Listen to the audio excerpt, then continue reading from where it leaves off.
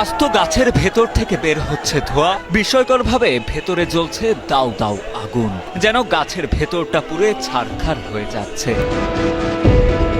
এ আগুন এমনই আগুন, খোদ ফায়ার সার্ভিসের কর্মীরাও এসে নেভাতে পারেননি তা।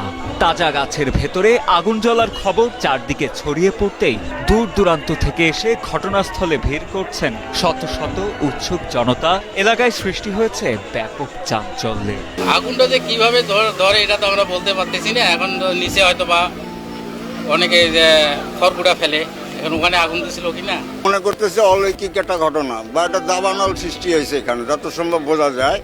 এই ভিতর থেকে প্রতিটা ডাল থেকে যেভাবে আগুন বাড়াইতেছে তাতে তো এই গাছের মানে বয়স অনুপাতে বলা লাগে প্রায় 50 বছর বয়স হয়েছে এই গাছের। আমি সকালে এসে যখন দেখলাম এই অবস্থা, আমি নিজেও ভিডিও করে নিলাম।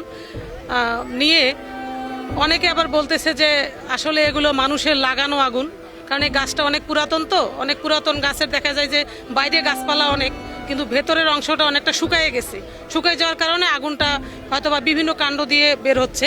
1 জুলাই শতবর্ষী করাই গাছ থেকে আগুন বেরোনোর এই ঘটনাটি ঘটে কুড়িগ্রাম চিলমারী উপজেলার রমনা রেল স্টেশন চত্বরে। স্থানীয়রা জানান, সকালে বিশাল গাছটি থেকে ধোঁয়া বের হতে দেখেন অনেকে। কাছে গিয়ে দেখেন মাটি থেকে প্রায় 10-12 ফুট ওপরে শতবর্ষী ওই গাছের বিভিন্ন ডালের ভেতর থেকে দাউ দাউ করে জ্বলছে আগুন।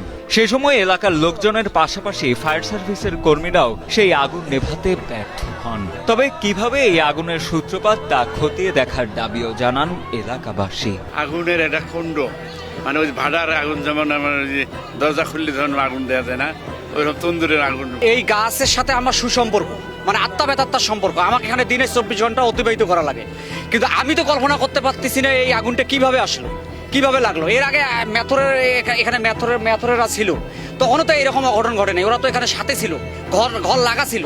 কিন্তু এই স্টেশন সম্বন্ধে তো আমার যেহেতু রিজেক্ট, আমি কর্ম করি খাই এখানে, কিন্তু আমিও ভাবতে পারতেছি না আল্লাহর একটা লীলা খেলা, কিভাবে যে আগুনটা আসলে এটা তদন্ত করা দরকার, কিভাবে আগুনটা লাগলো। কারণ এইভাবে যদি আরেক গাছে ফির আগুন লাগে, আরেক গাছে আগুন লাগে, এইভাবে আপনারা আসছেন, আপনাদের কাছে আমাদের রিকোয়েস্ট, আপনারা সুষ্ঠু তদন্ত করেন কিভাবে আগুনটা লাগলো, এটার আমরা একটা তদন্ত চাই। এদিকে করাই গাছে এমন রহস্যজনক অগ্নিকাণ্ডের ঘটনার পর ঘটনাস্থল পরিদর্শন করেন কুড়িগ্রাম চিলমারী উপজেলা নির্বাহী কর্মকর্তা সবুজ কুমার বসাক। তিনি জানান, সব দিক থেকে চেষ্টা করেও গাছটির আগুন নেভাতে পারেনি ফায়ার সার্ভিসের কর্মীরা। গাছটি বাংলাদেশ রেলওয়ের অধীনে থাকায় রেলওয়ে কর্তৃপক্ষকে বিষয়টি অবগত করা হয়েছে বলেও জানান এই কর্মকর্তা। সম্ভবত যে গাছের ভিতরে যে আংশিক অংশ হয়তো বা আপনার শুকনো হতে পারে, অথবা ওটার যে হচ্ছে আপনার আঠালো যে ইয়াটা আছে সেটা হয়তো বা দাহ্য পদার্থ মনে হয়, যে কারণে এটা ইয়া করা যাচ্ছে না, এরকম একটা সুবিধা হলো।